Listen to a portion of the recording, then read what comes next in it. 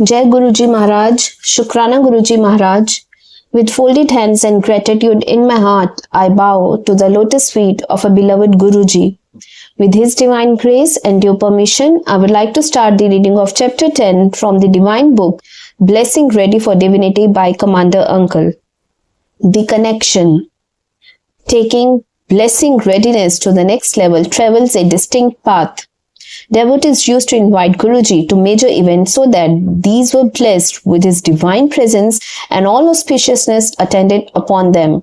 When their children were to be married, devotees would give the first invitation to Maharaj and present extra cards so that Guruji could distribute to the Sangat at his discretion. It took a while before I also received an invite for a different sort of travel to attend a wedding by a fellow devotee in Hoshiarpur, Punjab. I was excited. I planned to travel first to the wedding, then pay my respects at the Bade Mandir, stay the night in that town and thereafter return to Delhi. Although the card must have been given to many, I was the first of the Sangha to reach the wedding venue. To my surprise, the attendees looked at me all agog as they knew I had come from Delhi and had been sent by Maharaj. They began saying that Guruji had come. I looked around to see if Maharaj had really arrived, but no, they were jubilant at having me there on his behalf, hugging me and treating me like royalty. Everything was first offered to me. I received a welcome that has never been repeated. It dawned on me then that I was part of Guru's Sangat and was representing my Guru at this function. Being alone gave me that added sense of responsibility. After a while, I saw another devotee from Delhi, Shiv Uncle, who had also come there with his daughter.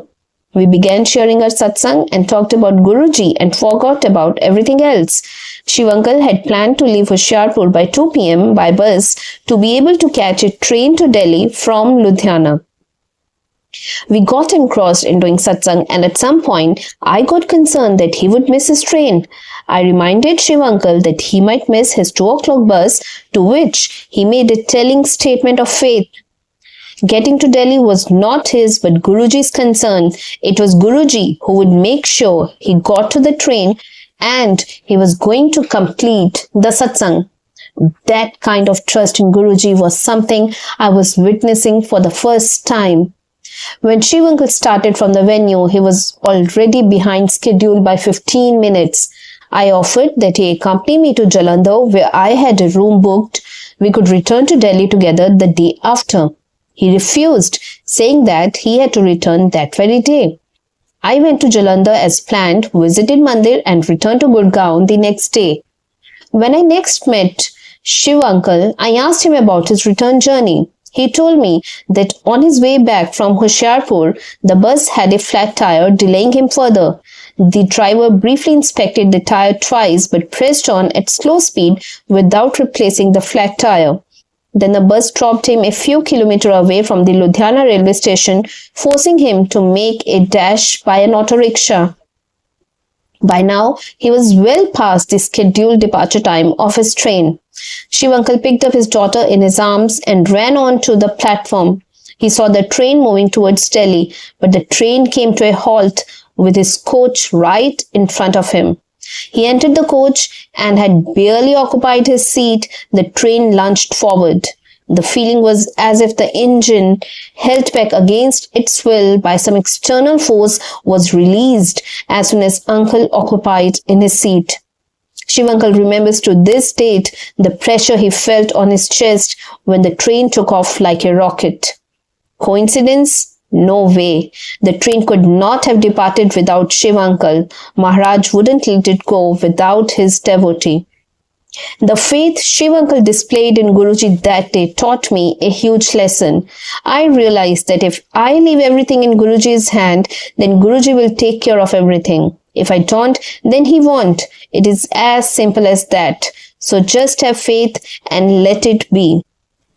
This point was brought home again a little later. My father had a prostate enlargement problem due to which he had trouble passing urine.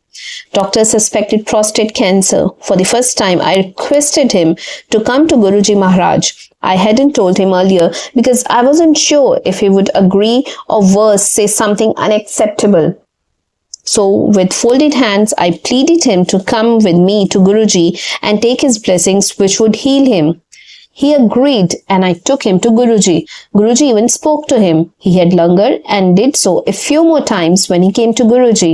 Guruji blessed him and of course his reports turned out to be negative for cancer. He was operated on for the enlargement and everything was fine. Sometime later, a holy man came to Ghaziabad and, unknown to me, my father visited him to seek his blessings as well. Soon enough, the problem reoccurred. When he spoke to me about it, I was upset yet helpless. When father had already been to Guruji and received his blessings, there was a need to go anywhere else. This time, his report turned out positive. I believe Guruji had stopped the malignancy in its track, but leaving Guruji and going elsewhere unblocked it. My father had to be operated upon and that led to major health issues. He endured the suffering for a while, eventually succumbing to its consequences. All I could ask him was, why? Whosoever you want to have faith in and trust yourself to that one alone. Everything will be fine. This is the reason Guruji said, just have faith in one form of the divine. Choose carefully though, because this choice will decide where you are headed. You will go wherever your Guru takes you. This point is also highlighted in the Bhagavad Gita. It occurs during a conversation between Lord Krishna and his disciple Arjuna. Krishna tells Arjuna, you will get to whomsoever you worship. Those who worship me come to me, but those who worship multiple gods get nowhere. Choose wisely, but once you have chosen, have blind faith. There is no point in choosing somebody and wondering if you made the right choice or whether you need a second opinion. People who go here, there and everywhere find no succor. So that lesson was learnt by me from my father's case, albeit the hard way. On the next occasion, I got an invitation for a wedding in Punjab, something I always looked forward to. I was not alone. 4 of us, Wing Commander Anil Arora, Commander Vimal Nagpal, Vijay Pushkana and myself traveled together to Punjab. Traveling would take up a major portion of our time, so we could have at best 2 to 3 hours for the function. 10 o'clock had to be the cut-off time at night. I used to monitor that exit time since I was the elder in the group. That arrangement worked very well on all, but one such visit, more on that later. On this trip to Punjab, we first decided to call on Air Marshal Anil Chopra, Air Commodore at that time, commanding the Air Force Station at Halwara and a blessed devotee of Guruji Maharaj. With Guruji's blessings, Chopra uncle had recovered from a near-fatal case of hepatitis in a very short time. Later, Chopra uncle had asked Guruji the reason for his almost instant recovery and complete cure.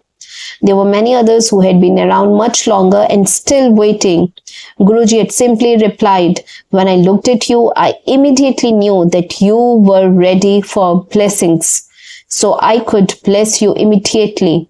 Guruji loves all his devotees and showers his blessings equally. It is our level of blessing readiness that decides how much and how quickly we are able to absorb. There, Guruji blessed us with his presence through his unique fragrance. From Halwara, we thought of visiting Dugri, Guruji's birthplace, which was not far. There was a challenge though. No one from the Sangat could go to Dugri without Guruji's express permission first, and we had none. We just folded our hands, closed our eyes and said, Maharaj, we want to visit Dugri. Please grant us Agya. Permission taken. We then headed to Dugri. We knew no one there as it was a first visit, yet on arrival we were received by Ashwini uncle. He was there to receive us under instruction from Maharaj. He was asked to receive us and show us around. In fact, Guruji had given Ashwini uncle a complete schedule of a planned visit to Dugri. We had prayed to Guruji only an hour before, but he had instructed Ashwini uncle well in advance, who therefore had put it in our minds that we go to Dugri. Of course, Maharaj himself. Ashwini uncle had travelled from Chandigarh to Dugri and we followed his schedule at Guruji's sacred birthplace. The mandir in Dugri was under construction.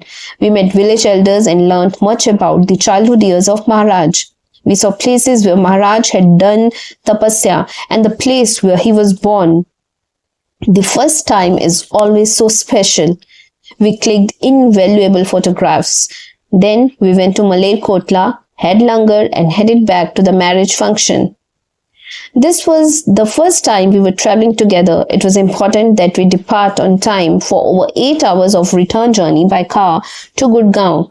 Being the elder in the group, I was concerned. I proposed that we depart at 10 p.m. from the venue, but found myself to be the only one prepared to depart by 10 p.m. A few minutes before 10 p.m., I came back to our vehicle, rested my back against it, and prayed to Guruji. Guruji, we must leave by 10 to reach back by 6 in the morning. Almost on cue, there was an announcement that Guruji has instructed his Sangat from Delhi to depart by 10 p.m. Guruji's orders were sacrosanct and could not be defied, and we departed by 10. After that, our departure from Sangat functions was always at 10 o'clock. Maharaj comes to know what you are thinking. He also comes to know what you are going to think subsequently.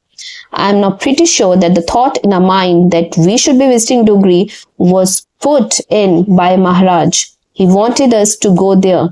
When I returned on Saturday, I bowed to Guruji, and as I stood up, Guruji smiled and asked, "Pint gaya si, you went to the village." I could only muster a grateful nod. He knew it all along. He had planned it for us. We felt so blessed. One of the last invitations that we got from Guruji Maharaj was for a function in the month of July 2007.